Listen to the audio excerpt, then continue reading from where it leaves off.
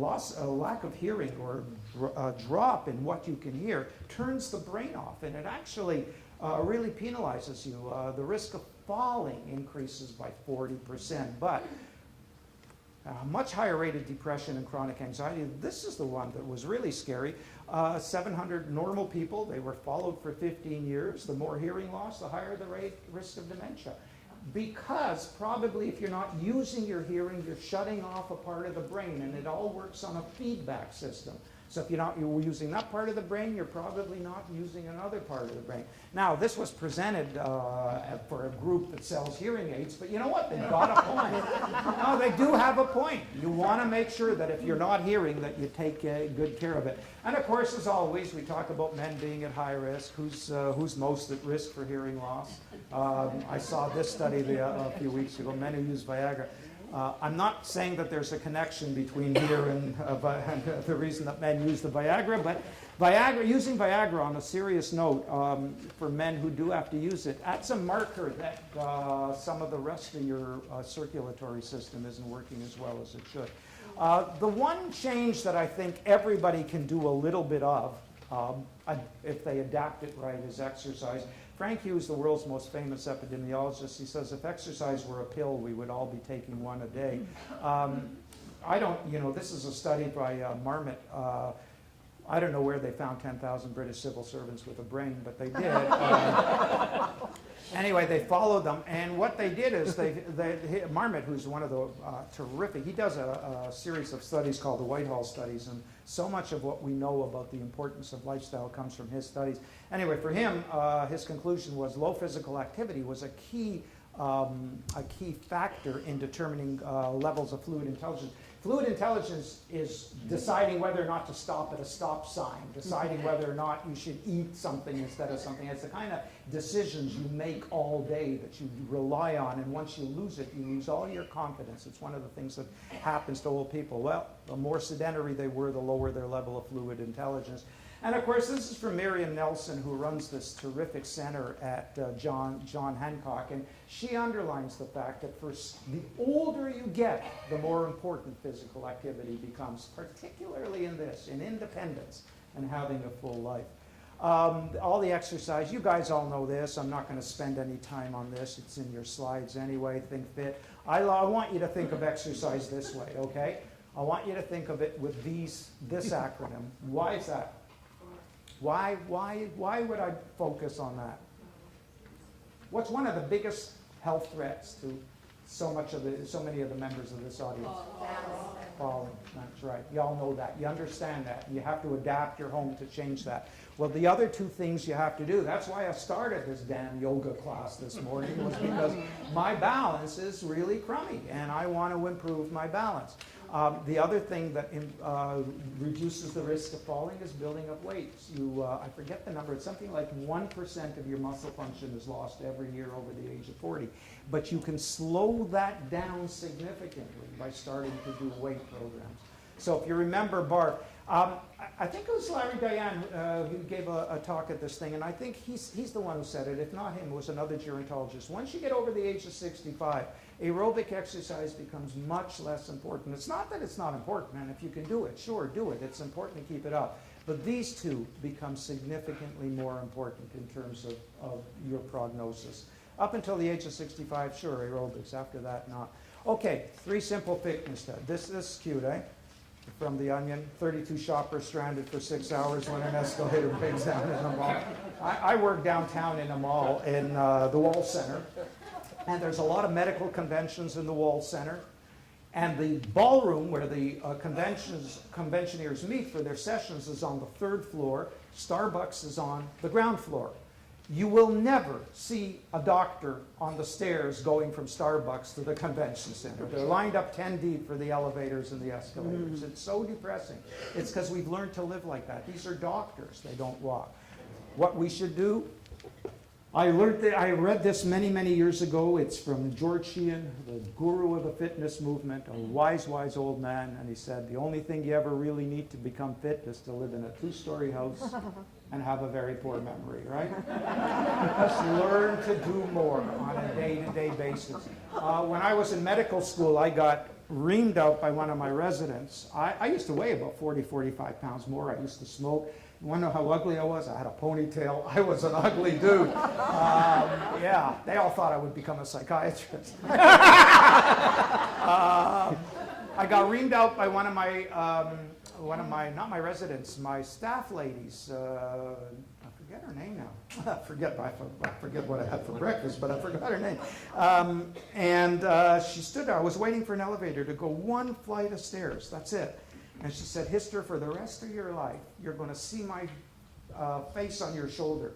It's three stories up, 6 stories down. Use the bloody stairs. And you know what? Every time I think of waiting for an elevator, I see her face, and I do that. 3 stories up, 6 stories down. It's amazing how often I'm the only person on the stairs. But it works. Teach yourself to do that. It's very simple. This one, this is Tonka. Tonka is a 110-pound Rottweiler. The gentlest, sweetest soul that you've ever met. This is the nicest dog, the nicest being. Take a look at these eyes. Twice a day, Tonka goes to the back door and sits and looks at me. You tell him you're not going out for a walk, okay? Twice a day, I have to take Tonka out for a walk, whether I like it or not. He doesn't care if it's raining. He doesn't care if it's snowing. He doesn't care how bad I feel. He wants to go out for a walk. And you know, I do it, and it's the best thing I do all day long. 2 reasons. 1, I get my exercise. So I know I went for 2 walks that day. 2, and this is really important, is it's really social. You meet so many other people. Hey, you know, that Rottweiler won't bite you. You know, no, you do. You meet a hell of a lot of people. You meet other dog owners. You meet people who come up. And guys, women love Rottweilers. Oh, yeah. You know, I don't know what the reason is, but if he dies, I'm getting another one. In fact, you know, I'm thinking of getting a second one anyway.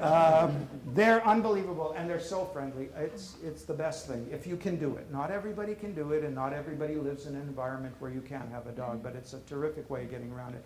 And I told you about working on your balance. I'm going to show you how bad my balance is. I'm in phenomenal aerobic shape. We hike 25 miles with no problem, and I don't have any hassle with that. I'm standing on one leg now. I'm standing on my favorite side. Everybody has a favorite side, so this is very easy for me to do. This is my non-favorite side, okay, after all this time. And I'm not having nearly as good a time, but I'm managing. Now watch, I'm going to close my eyes. And I can't do that for 3 seconds. A kid will do it till you tell him the game's over. Okay? That's what happens to your balance as you get older. And I actually work a bit on my balance, and it's gone downhill that much. So here's an easy trick. Start with this simple routine. Brush your teeth standing only on one leg. All right? And then when you're good at that, close your eyes. Now I got to tell you, it's a new era. You get complaints about everything, right? Oh, geez, I didn't know the fire would start if I used matches. You know, you got to give a warning, okay? So I put this slide up in this small town. 2 weeks later, I get an email.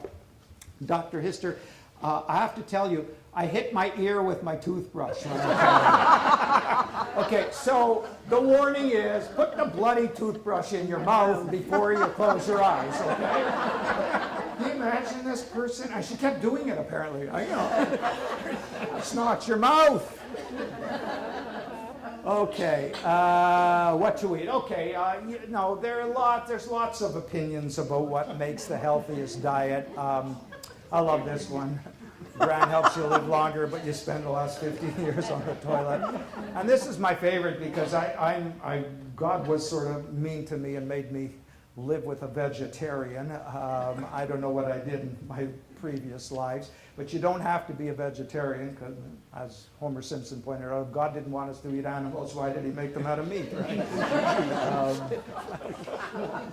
So what's in a Mediterranean diet? Well, what you got to know is there's 23 countries on the border of the Mediterranean, and one thing is they all hate each other's guts, and the other thing is they all eat differently. The Lebanese hate the Israelis, and vice versa.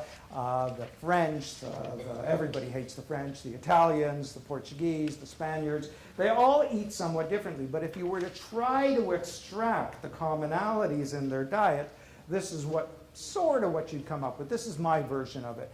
I would focus on the veggies, the oils, and the beans. Those are really big. Beans, chickpeas, that kind of stuff. They eat a ton of that in those countries. And some of the rest of it.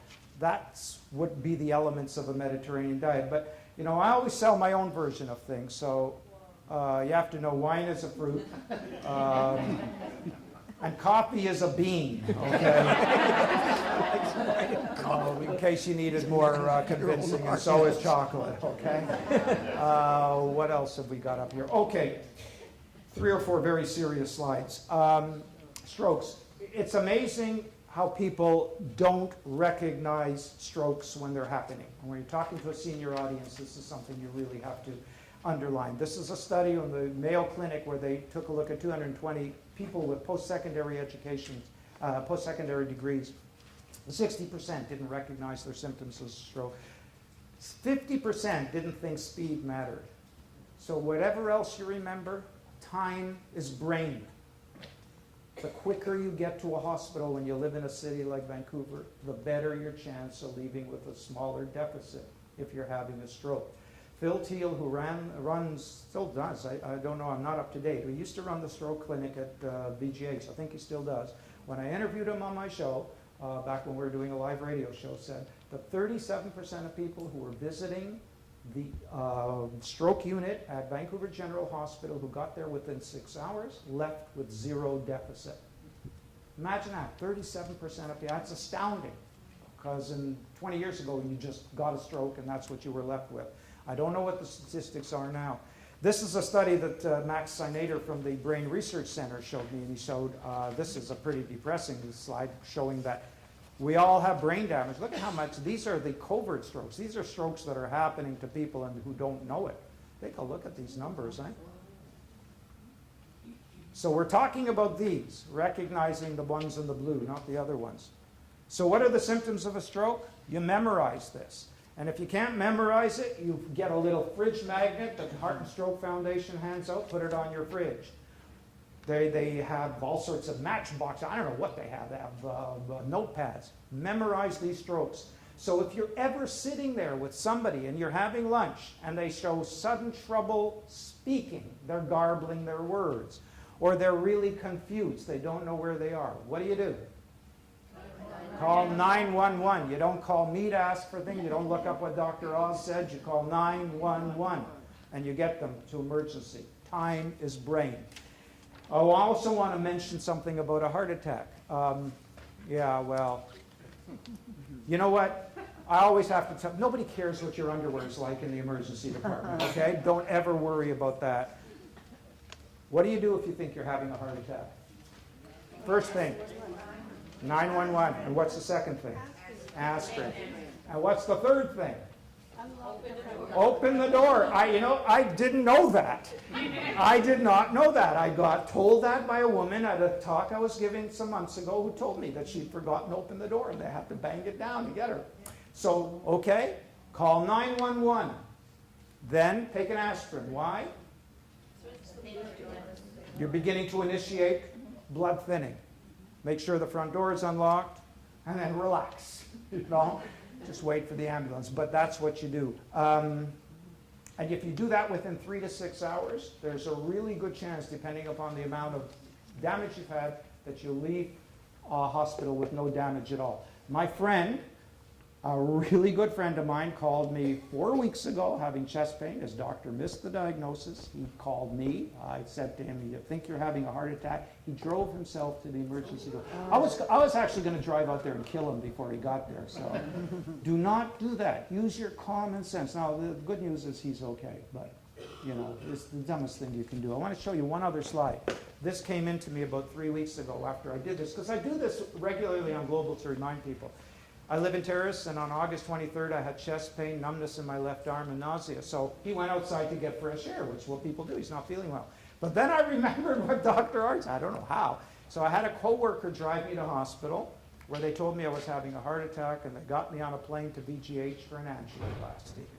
I am fine now and on the road to recovery because I listened to Dr. Artside. He's going to keep watching me on Global Well. One more viewer. We can't keep losing that. That's good, okay? But that's how it works. This is from Terrace, and the guy left with an angioplasty and no damage. Let me wrap up here, and then if you will have any questions, you can just come up to me privately afterwards, and we can deal with them.